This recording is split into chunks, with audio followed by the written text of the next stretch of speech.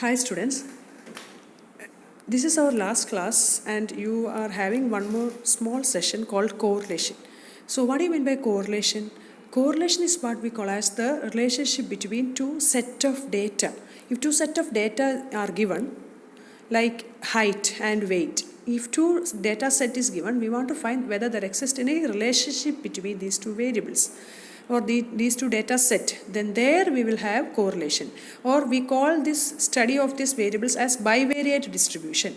So far we were studying about univariate distribution. A single data will be given and their mean and their standard deviation we will find. But that's what we were doing in the measures of central tendency and dispersion. But here we are having two set of data. We want to find whether there exists any relation between these two variables. We want to find whether their height is related to weight. Of course, we know that both are related. Height and weight are related to each other. So if we draw the pictorial representation of this correlation is what we call as a scatter diagram. Scatter plot also, we will tell like that. So this is the figure of scatter diagram. That means we will take x along the x-axis and y along the y-axis. That means the height we will take along the x-axis if height is named as x. Weight we will take along the y-axis if weight is named as y. So we can see that as x increases, as height increases, weight is also increasing. That is why you can see that this diagram or this all the x values, that means it's not x values, all the not we will mark as point in the scatter diagram, all the or as we do in graph and all, we will mark the points there, height and weight. So height values we will mark and the weight values we will mark, but we can see that both are related. That means we can draw a line through these plots. So if a straight line can be drawn, then we can see that both this height and weight are having positive correlation, and that too perfect positive correlation we will tell if we can draw a straight line through these plots. So this is the first figure which shows that there is somewhat positive, perfect positive correlation. Or as x increases, y is also increasing. As height increases, weight is also increasing. Or weight should also increase. Then that is what we call as positive, perfect positive correlation.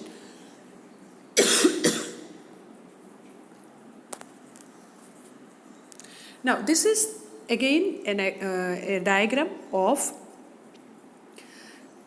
plot between x and y, as the relationship between two variables x and y. Both are quantitative variables. We can plot it like this, but here we can see that the variables or the plots are having little distance between them. So this shows that there is no perfect positive correlation, but there is positive correlation. So that means the plots in the previous one what we have seen, all this data, all these plots are so related to each other, are very near to each other, but here it is little bit, there is difference, there is gap between these plots.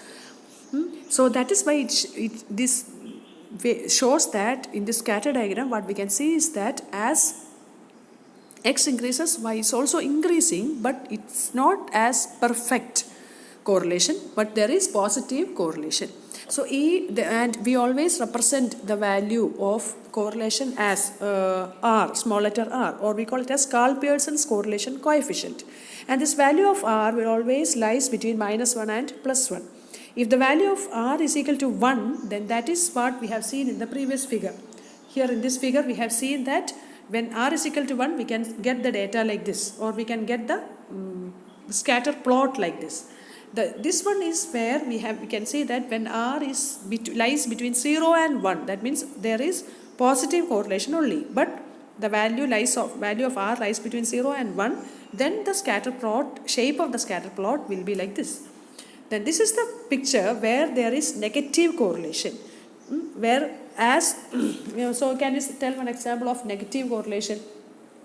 What we have seen as what we call age increases. When age increases, what will happen? the say immunity level or the disease, the morbidity pattern or the morbidity level decreases. Age increases, morbidity level is also increasing. So we want to find some other thing.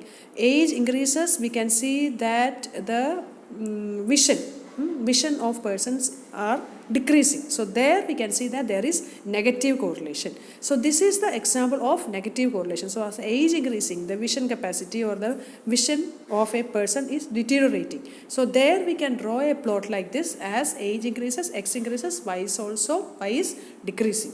So this is what the perfect negative correlation is, where the value of r is equal to -1. Now this is another scatter plot where we can see that as age is increasing, the vision capacity is decreasing, but it is not so decreasing as we have seen in the previous one. Here we can see that the plots in the scatter diagram are having a gap between them.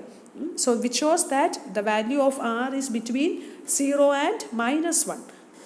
Understood? So, or -1 and 0. That means the value of r is negative correlation, but it is not perfect negative correlation. There is relationship, there is negative correlation, but it is not perfect as we have seen in the previous diagram. This is the diagram, scatter plot, where there exists no relationship between two variables like height and the vision of a person. Height and the vision of a person is not related in any way. There, if we draw a diagram like this, we can see that we will get a diagram like this only. That means it is scattered. We cannot find a shape in that diagram. The previous one, we can see that there was a line, or one is increasing, the other is also increasing. When one is increasing, the other is decreasing. That is what we have seen in the other 4 pictures. Sometimes it will be perfect, sometimes it will be not perfect. But here we can see that we cannot find a diagram, or we cannot find a pattern in the increase or decrease in two variables. So there we can see that there is no, or there we will tell that there is no correlation between two variables. There the value of r is equal to 0,1. In that case, the value of r is equal to 0,1. R means what? Karl Pearson's correlation coefficient. So the formula you will have in your textbook. Please study that. I will give the problems as assignment. Thank you.